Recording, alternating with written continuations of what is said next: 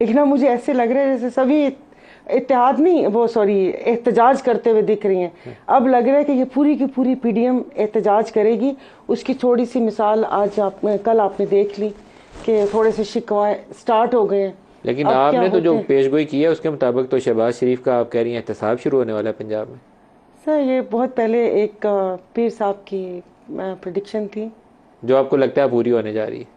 नहीं, अब देखें अब क्या होता है आगे, लेकिन ये मैं कि शुएब वो साहब कहते से हैं कि पूछ लूँ अगली बात, या अभी आपने कुछ हाथ और बात बतानी हाथ है? किसी के कुछ भी नहीं आएगा। वो कहते हैं ना कि जिस वक्त आप अपने खैमे में मैंने आपके प्रोग्राम में कहा था कि हम अपने खैमे में ऊंट घुसा लेते हैं और फिर उसके बाद जब वो ऊंट इनको निकाल देते हैं तो ये उससे गबी ऊंट ढूंढते हैं उसके कंधों पे सवार होकर अपना खैमा लेने के लिए।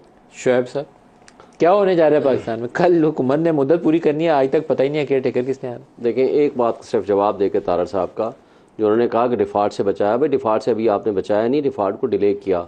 डिफ़ॉल्ट के करीब लाया कौन पिछले 15 महीने में? पूरे इंटरनेशनल इंडिकेटर्स आप उठा लें, जहां मैक्सिमम 5% चांस ऑफ डिफ़ॉल्ट था, आपके डिफेंस मिनिस्टर कहते हैं कि हम डिफ़ॉल्ट कर चुके हैं प्रैक्टिकली। और दूसरी बात, जो चोरी की बात कर रहे हैं, चोरी किसने की? मरीम नवाज़ ने, आसिफ अली जरदारी ने, यूसुफ गिलानी और नवाज शरीफ ने, जिन्होंने खिलाफ ज़ाब्ता खिलाफ कानून गाड़ियाँ ली। और चोरी जो होती है वो है जो आपके सामने बने रेफरेंसेस, जिसको उठा करके नैब लॉ अमेंडमेंट करके आपने ख़त्म कर दिया। हाँ, जिसने कानून कायदे के मुताबिक प्रोसीड किया, चीज़ें ली, आपने एक मुतासिब जज को बीच में डाल के, आपने उसको मोहरा बना के, निज़ाम इंसाफ का दोहरा मेयार बना के, आपने एक साबिक प्राइम मिनिस्टर का मुकाबला नहीं कर सकते थे। इमरान ने लेकिन डिक्लेरेशन में इलेक्शन कमीशन को तफसील नहीं बताई। नहीं, ये उसका हमने एक मिसिंग लिंक हमने है आपको जिसको आप हम आर्ग्यू साबित करते हैं कि बताया है हमने। कल हमारा केस लगा है, टैक्स अथॉरिटीज को किया हुआ है, हमारा लेकिन पॉइंट पिछले हुआ है कि हमने बताया है, let it be finalised by the court. लेकिन जब आप चोरी की बात करते हैं, चोरी वो है जो आपने केयर टेकर पे आ चीजें ली जाए, हैं। लड़ाई में टाइम निकल जाए, केयर टेकर पे आ जाए। अब मैं केयर टेकर की बात करता हूं। देखें, केयर टेकर हमें वो लाना, पहली बात तो यह है कि अब ये जो डिसॉल्व कर रहे हैं असम्बली, मुझे बताएं, पिछले 6 महीने से, हमारे 8 महीने से सुन सुन के कान पक गए हैं कि जी असम्बली गलत डिसॉल्व हुई। ये 3 दिन पहले डिसॉल्व करना तो बदनीयती, इसके अलावा और क्या हो सकती है? ये तो एक इसलिए रखा गया था कि किसी भी स्टेज पे प्राइम मिनिस्टर या चीफ मिनिस्टर डिसॉल्व कर सकता है, ठीक है, आईनी तौर पर हक है।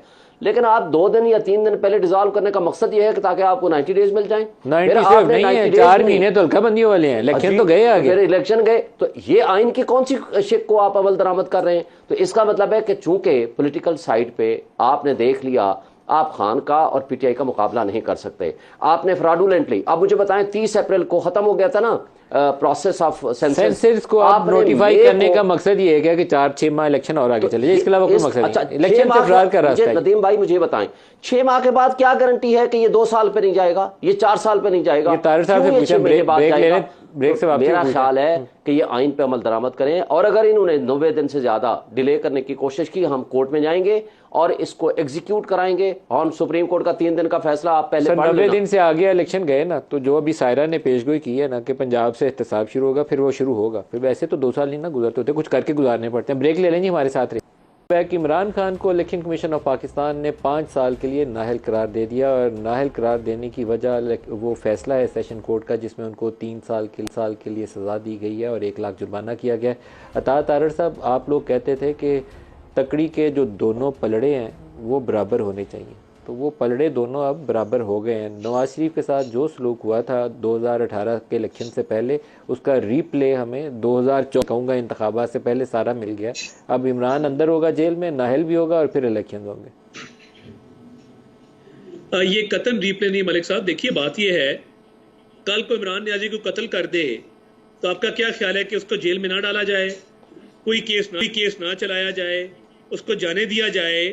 क्योंकि उसने वो एक सियासी लीडर है, सियासी उसके गार्ब में जो मामलात किए गए, जीएचक्यू पे हमला किया गया, कहा गया कि ये पहले भी हुआ था, दहशतगर्दों ने किया था।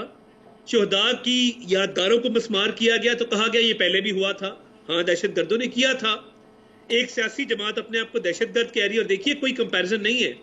मियां नवाज शरीफ को बेटे से तनख्वाह ना लेने पे निकाला गया, सुप्रीम कोर्ट का पूरा सिस्टम हरकत में आया, सुपरवाइजरी जजेस बैठे, सजा दिलवाई गई। हमने तो बुशरा बीबी को नहीं कहा था कि आप ये अंगूठियां, घड़ियां, नेकलेस, इयररिंग्स, ब्रेसलेट ये चोरी करें। हमने कहा था आपने एक बाकायदा कारोबार बना लिया, व्यापार बना लिया, ऑडियोज मौजूद तारिक है। साहब, लेकिन आपकी ख्वाहिश पूरी हो गई है, जो आप चाहते थे वो काम पूरा हो गया। जो भी शख्स कोई गैर कानूनी काम करेगा, और देखिए ये मिसकंसेप्शन दूर कर दें कि ये जज बायस था। इससे पहले जज जफर इकबाल की अदालत पे हमला किया गया, जत्थों के साथ लश्कर कशी की गई, उसको मजबूर किया गया कि वो केस छोड़ के भाग जाए। ये दूसरा जज इस केस पे आया जिस पे एतमाद करके सायरा बीबी से पूछने, टाइम थोड़ा लास्ट सेगमेंट है। सायरा बीबी, आप ब्रेक में जाने से पहले मुझे कह रही थी आपने कुछ म्यूजिक भी देना है। अब शायद वो मौका आ गया है, नाहली 5 साल की पक्की पक्की हो गई है। अब आपने जो कहना है अब आप कह लें, अब मैं नहीं रोकता आपको। क्या वो तो आपके एंकर हजरात सोती असरात भी देते हैं, तो किसी नाम नहीं लेना, किसी का नाम नहीं लेना, done done done done done done, तो ये खबर आनी थी।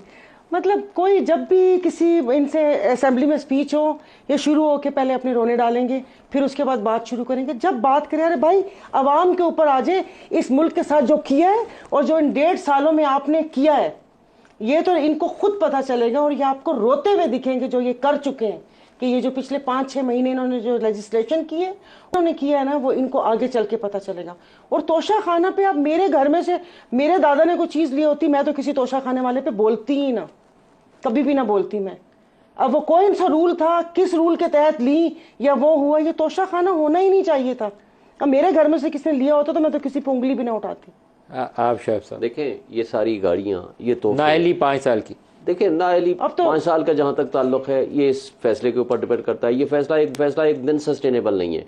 ये फैसला खत्म होगा, नेचुरली उसके कॉन्सिक्वेंस ये है कि ये सारे आर्डर खत्म हो जाएंगे। बेल होना निस्बतन आसान होता है, लेकिन फैसले को मुअत्तल करना, रिवर्स करना, ये रिवर्स इसलिए होना है कि इस फैसले में कोई जान नहीं है, इसलिए कि फैसला ना प्रोसीजरल सतह पे, ना आर्टिकल 10A की सतह पे। हमारी बेल भी लगी है और बेल केस भी लगा हुआ, अपील भी लगा हुआ, अपील भी लगी जी। उसमें हम होपफुल हैं, इसलिए कि इसमें सस्टेनेबल नहीं है।